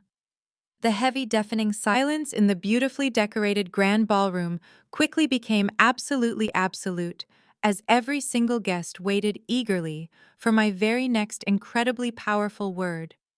I leaned comfortably into the microphone and let my voice ring out with perfect, chilling clarity. My son once told me he was embarrassed to have a poor mother, I stated smoothly, the heavy words echoing powerfully off the high vaulted ceilings. He stood proudly in front of his incredibly wealthy peers and cruelly threw away a lunch I had lovingly prepared for him, simply because my highly reliable car did not carry a flashy luxury logo. I kept my intense gaze firmly locked on Trey's terrified face, watching the brutal reality of his profound disrespect violently crash down upon him. I thought his father was the one providing the ultimate lavish lifestyle. I continued, my tone completely uncompromising and razor-sharp. He completely believed the toxic, arrogant lies he was fed. He did not know that the highly polished marble floor he walks on, the pristine oak desk he sits at, and the very air conditioning currently cooling this massive building are entirely paid for by the poor mother standing proudly before you. I watched as the absolute crushing weight of my powerful words finally struck Trey with the devastating force of a freight train. The grand illusion he had blindly worshipped was completely shattered into a million tiny jagged pieces. The agonizing shame of entirely betraying the only parent who actually possessed true wealth and profound unconditional love finally broke his spirit. Trey suddenly buried his young face deeply into his trembling hands and completely burst into heavy, violent tears of profound realization and unmatched, devastating shame right in front of the entire elite academy. He was now utterly broken, crying loudly as his wealthy classmates watched in pure shock, completely unable to offer him any genuine comfort whatsoever. I allowed my son to sit and weep in the heavy consequences of his terrible actions for a long, agonizing moment. Then I slowly lifted my chin and smoothly shifted my cold, lethal gaze past the front rows, scanning the massive room until I finally locked eyes directly with the true source of the toxic poison. Terrence, Keisha, Malik, and Chanel were completely frozen in their chairs near the back of the elegant ballroom. The smug, unearned arrogance they had paraded around with all week had entirely evaporated. Terrence's face was completely drained of all blood, making him look incredibly pale and sickly under the bright crystal chandeliers. Chanel was desperately clutching her fake designer handbag like a useless protective shield, her mouth opening and closing like a suffocating fish. Keisha looked absolutely terrified, finally realizing that the woman she had viciously mocked at the suburban cookout was a highly dangerous financial titan. And to those who constantly preach about family loyalty while dripping in leased Gucci, I announced, my voice dropping into a deadly freezing tone that sent a terrifying shiver through the entire elite crowd. Let us talk about the absolute truth tonight. I smoothly reached into the hidden pocket of my incredibly expensive custom silk gown and pulled out a small, sleek black remote control. I held it up, ensuring Terrence saw the device perfectly clearly before I deliberately clicked the primary button. The massive digital projector screen directly behind me immediately roared to life, illuminating the dark stage with blinding bright graphs and highly detailed banking statements. The collective gasp from the 1,000 wealthy attendees was absolutely deafening. Displayed beautifully in massive high-definition resolution for the entire elite city to witness were Terrence's complete and highly confidential financial records. I had officially exposed every single pathetic, agonizing secret of his fake empire. The screen boldly displayed the massive $1.5 million corporate embezzlement debt he desperately owed to Sterling Financial Partners, a company I now completely owned. It loudly highlighted his entirely drained, empty personal checking accounts, his violently maxed-out credit cards, and the highly embarrassing repossession orders for his leased luxury vehicles. Every single bounce check, every unpaid utility bill, and every single desperate fraudulent loan application was broadcast brilliantly to the very elite high society crowd he had spent his entire pathetic life trying to foolishly impress. The wealthy neurosurgeons, corporate executives, and prominent judges began whispering aggressively, pointing their sharp manicured fingers directly at his table in pure unfiltered disgust. Terrence was officially ruined, completely exposed as a desperate, pathetic fraud who forged his own child's signature to steal trust fund money simply to buy counterfeit Rolex watches. He desperately tried to stand up and run away, but the Academy's security guards instantly moved in firmly, blocking all available exit doors. The ultimate inescapable destruction was completely absolute, leaving him with absolutely nothing left to hide behind, as his entire fake world aggressively burned completely down to ash. The incredibly grand ballroom of Oakridge Academy was a truly spectacular vision of absolute opulence and elite privilege. 1,000 members of the city's absolute most influential Black elite were seated at perfectly arranged tables covered in crisp white linen and adorned with towering centerpieces of incredibly rare white orchids. The crystal chandeliers above cast a brilliant warm glow over the gathered crowd of corporate executives, esteemed neurosurgeons, and generational wealth holders. It was the exact specific type of high society environment that Terrence and his incredibly enabling family desperately craved to be part of. I stood quietly in the deeply shadowed wings of the massive stage, completely hidden from the eager audience, watching the elaborate evening unfold. My $100,000 custom midnight blue silk gown draped flawlessly around me. I required no flashy logos or rented luxury to prove my supreme worth tonight. I simply carried the quiet, untouchable authority of a woman who literally owned the building they were all currently sitting in. Terrence, Keisha, Malik, and Chanel were seated near the back of the room, looking entirely out of place in their cheap rented formal wear and desperate, anxious expressions. They were still frantically scanning the crowded room, hoping to spot the anonymous billionaire they needed to beg for financial salvation. My son was seated much closer to the front, with his wealthy classmates pulling uncomfortably at the extremely tight collar of his poorly fitted clearance rack suit. He looked deeply miserable, the heavy weight of his father's fake empire finally crushing his spirit. The low murmur of wealthy conversations faded into complete silence as Dr. Harrison stepped confidently up to the crystal podium positioned at the center of the stage. He adjusted his microphone and looked out over the massive crowd with an expression of profound respect and deep reverence. Ladies and gentlemen, Dr. Harrison began, his deep voice echoing powerfully through the state-of-the-art sound system. Tonight we gather to celebrate 50 years of unmatched academic excellence at Oakridge Academy. But this momentous golden anniversary would absolutely not be possible without the incredible grace and unmatched business brilliance of one specific individual. A low murmur of intense anticipation rippled through the seated elite crowd. Everyone knew the compelling story of the mysterious private equity firm that had swooped in to rescue the prestigious academy from a devastating financial collapse half a decade ago. But absolutely nobody in this city knew the true identity of the supreme savior. 5 years ago, this beloved institution faced complete and total bankruptcy.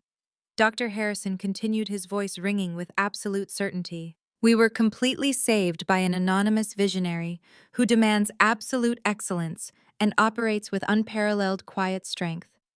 Tonight she has finally agreed to step out of the shadows. Please stand and welcome our supreme majority owner, the ultimate chairwoman of Vanguard Equity, Ms. Vivica. The massive heavy velvet curtains finally parted. The huge crowd rose to their feet in a thunderous standing ovation. I stepped out from the heavy shadows and walked gracefully toward the center of the grand stage.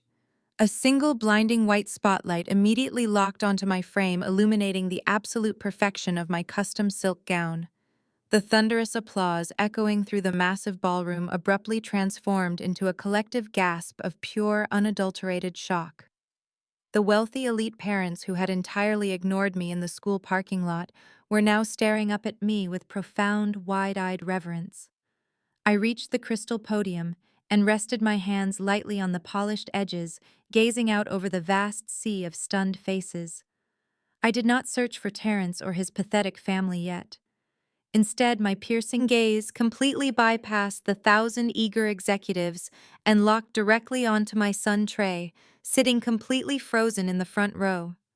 Trey's mouth had literally dropped open in pure disbelief. He was staring up at me as if he were seeing a ghost, completely unable to reconcile the humble woman who drove an old Honda Civic with the incredibly powerful billionaire currently commanding the entire room. The heavy, deafening silence in the beautifully decorated grand ballroom quickly became absolutely absolute, as every single guest waited eagerly for my very next incredibly powerful word. I leaned comfortably into the microphone and let my voice ring out with perfect, chilling clarity. My son once told me he was embarrassed to have a poor mother. I stated smoothly, the heavy words echoing powerfully off the high vaulted ceilings. He stood proudly in front of his incredibly wealthy peers and cruelly threw away a lunch I had lovingly prepared for him, simply because my highly reliable car did not carry a flashy luxury logo. I kept my intense gaze firmly locked on Trey's terrified face, watching the brutal reality of his profound disrespect violently crash down upon him. I thought his father was the one providing the ultimate lavish lifestyle. I continued, my tone completely uncompromising and razor-sharp. He completely believed the toxic, arrogant lies he was fed. He did not know that the highly polished marble floor he walks, on the pristine oak desk he sits at, and the very air conditioning currently cooling this massive building are entirely paid for by the poor mother standing proudly before you. I watched as the absolute crushing weight of my powerful words finally struck Trey with the devastating force of a freight train. The grand illusion he had blindly worshipped was completely shattered into a million tiny jagged pieces. The agonizing shame of entirely betraying the only parent who actually possessed true wealth and profound unconditional love finally broke his spirit. Trey suddenly buried his young face deeply into his trembling hands and completely burst into heavy, violent tears of profound realization and unmatched devastating shame right in front of the entire elite academy. He was now utterly broken, crying loudly as his wealthy classmates watched in pure shock, completely unable to offer him any genuine comfort whatsoever. I allowed my son to sit and weep in the heavy consequences of his terrible actions for a long, agonizing moment. Then I slowly lifted my chin and smoothly shifted my cold, lethal gaze past the front rows, scanning the massive room until I finally locked eyes directly with the true source of the toxic poison. Terrence, Keisha, Malik, and Chanel were completely frozen in their chairs near the back of the elegant ballroom. The smug, unearned arrogance they had paraded around with all week had entirely evaporated. Terrence's face was completely drained of all blood, making him look incredibly pale and sickly under the bright crystal chandeliers. Chanel was desperately clutching her fake designer handbag like a useless protective shield, her mouth opening and closing like a suffocating fish. Keisha looked absolutely terrified, finally realizing that the woman she had viciously mocked at the suburban cookout was a highly dangerous financial titan. And to those who constantly preach about family loyalty while dripping in leased Gucci, I announced, my voice dropping into a deadly freezing tone that sent a terrifying shiver through the entire elite crowd. Let us talk about the absolute truth tonight. I smoothly reached into the hidden pocket of my incredibly expensive custom silk gown and pulled out a small, sleek black remote control. I held it up, ensuring Terrence saw the device perfectly clearly before I deliberately clicked the primary button. The massive digital projector screen directly behind me immediately roared to life, illuminating the dark stage with blinding bright graphs and highly detailed banking statements. The collective gasp from the 1,000 wealthy attendees was absolutely deafening. Displayed beautifully in massive high-definition resolution for the entire elite city to witness were Terrence's complete and highly confidential financial records. I had officially exposed every single pathetic, agonizing secret of his fake empire. The screen boldly displayed the massive $1.5 million corporate embezzlement debt he desperately owed to Sterling Financial Partners, a company I now completely owned. It loudly highlighted his entirely drained, empty personal checking accounts, his violently maxed-out credit cards, and the highly embarrassing repossession orders for his leased luxury vehicles. Every single bounce check, every unpaid utility bill, and every single desperate fraudulent loan application was broadcast brilliantly to the very elite high society crowd he had spent his entire pathetic life trying to foolishly impress. The wealthy neurosurgeons, corporate executives, and prominent judges began whispering aggressively, pointing their sharp, manicured fingers directly at his table in pure, unfiltered disgust. Terrence was officially ruined, completely exposed as a desperate, pathetic fraud who forged his own child's signature to steal trust fund money simply to buy counterfeit Rolex watches. He desperately tried to stand up and run away, but the Academy security guards instantly moved in, firmly blocking all available exit doors. The ultimate inescapable destruction was completely absolute, leaving him with absolutely nothing left to hide behind, as his entire fake world aggressively burned completely down to ash. The click of the remote control echoed like a gunshot through the silent grand ballroom. Instantly, the massive digital projector screen behind me flared to life, casting a harsh white glow over the 1,000 elite guests. I did not start with my ex-husband.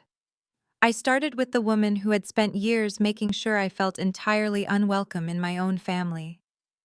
The very first slide, displayed in massive high definition, was an official document from the Atlanta Department of Public Health, right next to a formal contract termination letter from Oakridge Academy. I kept my eyes locked entirely on my former sister-in-law sitting nearby. Her jaw dropped open as she recognized her own business logo plastered across the giant screen. Keisha. I announced, my voice amplified and echoing off the grand crystal chandeliers.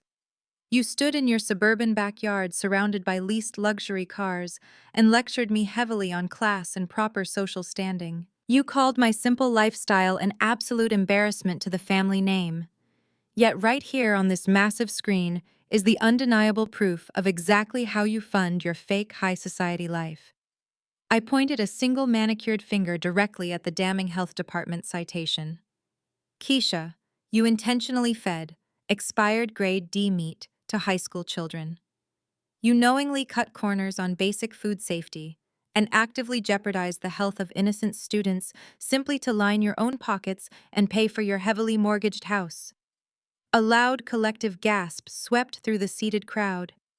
The wealthy mothers in the audience immediately glared at Keisha with pure, unadulterated disgust. I continued, my voice slicing through the heavy tension like a sharpened blade.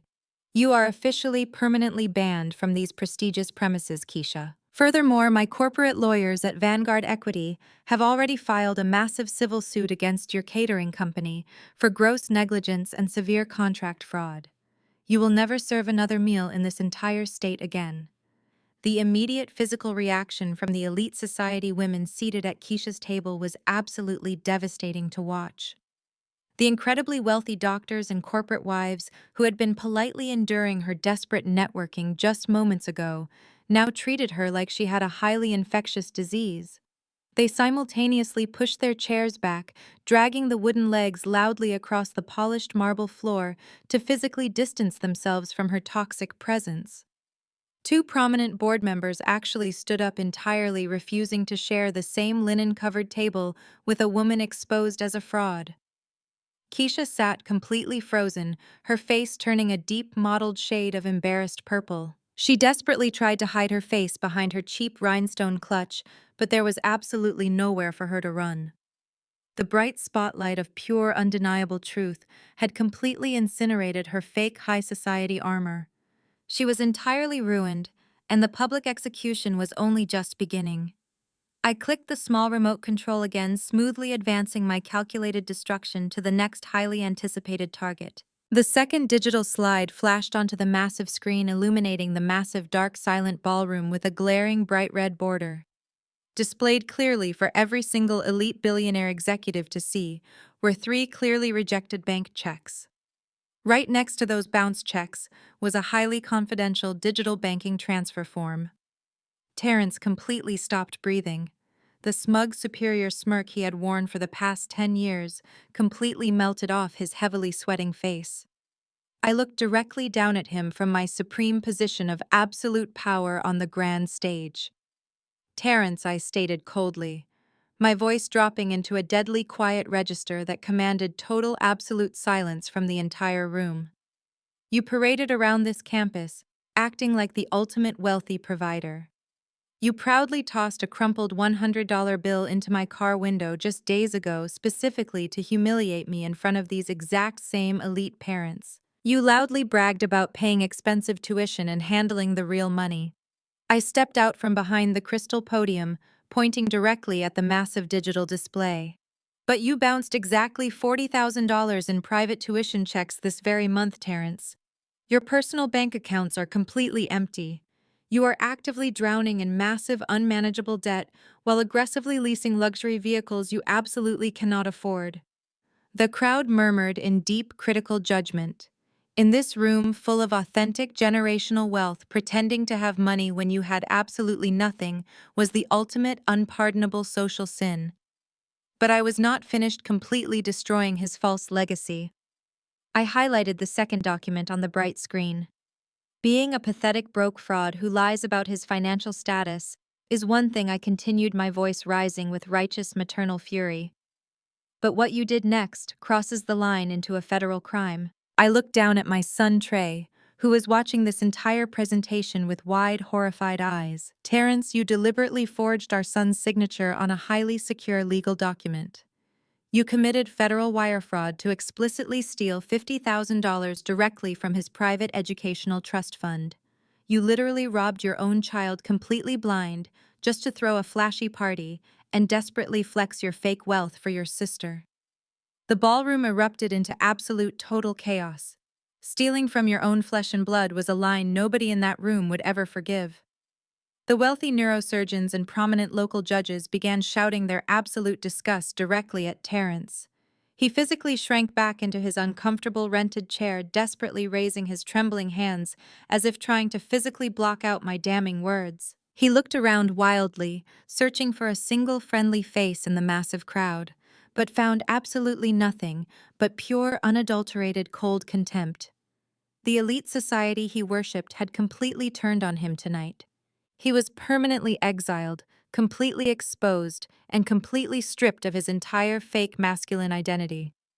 But the ultimate final devastating blow was still waiting perfectly loaded in the chamber, completely ready. Chanel could no longer handle the extreme crushing pressure of the absolute public humiliation. The harsh, cold reality that she had proudly married a completely broke, desperate fraud finally shattered her delicate materialistic illusion. She let out a piercing, highly dramatic scream that echoed loudly over the chaotic crowd. She aggressively shoved her chair backward, violently knocking over a tall crystal water glass in her blind panic. She frantically grabbed her heavy, heavily branded designer purse, clutching it tightly to her chest, like a useless defensive shield, and turned to sprint directly toward the grand exit doors. She was desperately abandoning her completely ruined husband without a single second thought. I leaned firmly into the microphone, projecting my voice with lethal precision. "Do not run away just yet, Chanel," I commanded, stopping her dead in her tracks near the heavy velvet ropes. "You definitely want to stay right here and perfectly hear the grand finale of your husband's incredibly brilliant master plan." Chanel slowly turned around, her heavily manicured hands shaking violently as she stared up at the massive stage in pure, absolute terror. I shifted my cold, unwavering gaze back down to Terrence, who was currently weeping silently into his large, trembling hands. "Terrence, you confidently promised your young wife that everything would be completely fine tonight," I revealed smoothly, walking slowly across the polished wooden stage.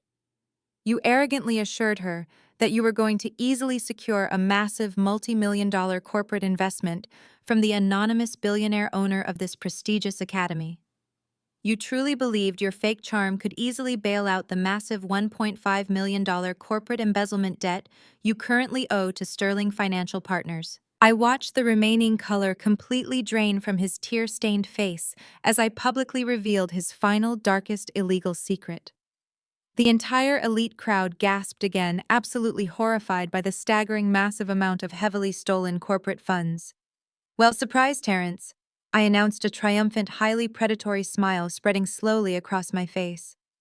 "I am the anonymous billionaire owner of this elite academy, and I used my private equity firm to aggressively execute a hostile anonymous buyout of Sterling Financial Partners yesterday morning.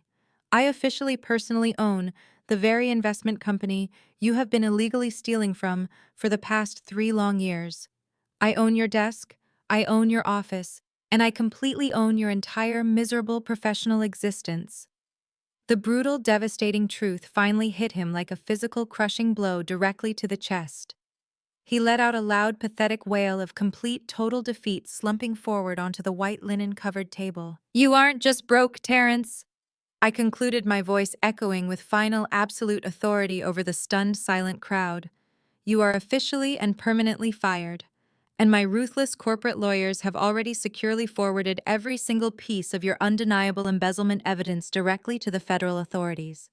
The magnificent, total, absolute destruction of his entirely fake world was officially beautifully complete tonight. The morning sun cast a bright golden glow over the towering wrought iron gates of my private estate, located completely out of sight in the most exclusive wooded enclave of Buckhead. This sprawling property was my true sanctuary. I had purchased the 10-acre compound entirely in cash 5 years ago, but I had intentionally kept my son Trey living in a modest 3-bedroom apartment to keep him grounded. Now the grand illusion was completely over. The heavy security cameras mounted on the stone pillars outside alerted me to a visitor at exactly 7 on Sunday morning. I stood in my kitchen holding a warm cup of herbal tea and looked at the high-definition security monitor on the marble counter. Trey was standing alone on the pristine cobblestone driveway right outside the massive closed gates. He looked absolutely exhausted and entirely defeated. He was wearing the same cheap clearance rack suit from the gala, the fabric completely wrinkled and hanging awkwardly on his frame. Beside him sat 2 large duffel bags stuffed hastily with whatever belongings he could carry away from Terrence's hot, unair-conditioned rental house. I pressed a button on the intercom panel, allowing the heavy iron gates to slowly swing open. I walked out of my front door and stood at the top of the grand sweeping staircase that led down to the circular driveway. As the gates parted, Trey saw the immense scale of my hidden wealth for the very first time. He stared with wide eyes at the $40 million mansion, the perfectly manicured gardens, the sparkling reflection pool, and the pristine luxury vehicles parked securely in the private motor court. This was the exact breathtaking wealth he had always desperately craved, and it had belonged to his supposedly poor mother the entire time. Trey slowly walked up the long driveway, dragging his heavy bags behind him. When he reached the bottom of the grand stone staircase, he dropped his bags onto the pavement and immediately fell to his knees. The harsh, arrogant teenager, who had violently thrown his lunch into a garbage can just days ago, was completely gone. In his place was a deeply humbled, broken boy, finally realizing the absolute magnitude of his terrible mistakes. "Mom, I am so incredibly sorry," Trey sobbed, his voice echoing loudly across the quiet morning estate. "Please forgive me. I was so incredibly shallow and disrespectful to you. I was completely blinded by his father's fake lifestyle and the designer clothes. I actually thought he was the successful one. I see the absolute truth now, Mom. I know you are the one holding all the real power. Please let me come home. I promise I will be perfectly good. I desperately want to enjoy this amazing, secure life you quietly built. I swear I will absolutely never ask for anything expensive or flashy ever again. Please, Mom, help me right now today. I deeply and truly beg you from the bottom of my heart." I descended the stone staircase, ignoring the tears staining his cheeks. Any other wealthy mother would have wrapped her arms around her child and welcomed him into extreme privilege. But I was a black woman who fought for every penny I owned, and I refused to raise an entitled man. I stopped one step above him, looking down with stern authority. I did not offer a warm hug. I simply stood tall, letting him feel the heavy weight of accountability. "I forgive you, Trey," I stated, my voice radiating tough love. "You are my son, and I will always love you. But my wealth is mine, not yours. You demanded to act grown, so you will earn your keep. You chose to believe the flashy lies of a broke man, instead of trusting the quiet sacrifices of your own mother. That mistake carries a heavy price." I reached behind the stone pillar and pulled out a yellow mop bucket and a wooden mop. I dropped them onto the pavement next to his bags. He stared at the cleaning tools with wide, shocked eyes, completely unable to comprehend what was happening. There were absolutely no shortcuts left for him to take. "Your black card is permanently gone," I declared. "Your trust fund is locked. You will not see a single dime of that money until you have proven your absolute maturity to me beyond a shadow of a doubt. Starting Monday, you are the new after-school janitor at Oakridge. You will scrub the floors of the school I own until you learn the value of $1. Now wipe your face and take these supplies around to the service entrance." 6 months quickly passed by transforming my son. It was a busy Tuesday evening inside the massive athletic gymnasium at Oakridge Academy. The loud basketball practice had finished, leaving the building highly quiet and mostly empty. Trey was breathing heavily and sweating profusely, wearing a standard-issue janitor uniform. I was diligently pushing a wide industrial mop across the polished hardwood gym floor, making sure every single sweat mark was perfectly erased. He paused for a moment, wiping his wet forehead with the back of his tired hand. He slowly looked up toward the high VIP viewing balcony, overlooking the entire expansive court. I was standing there proudly, wearing a sharp-tailored navy blue business suit, quietly watching his excellent progress. I offered him a slow, respectful nod of deep maternal approval. Trey paused, smiled brightly, right back up at me, and confidently returned directly to his hard manual labor. The shallow, entitled boy who chased fake luxury was officially gone forever. He had finally learned that genuine respect is never bought with stolen credit cards, but is painstakingly built through sheer discipline. In his place now stood a grounded, strong young man, proudly learning the authentic meaning of hard daily work and the unmatched ultimate power of quiet, enduring wealth. My son was finally a man I could trust.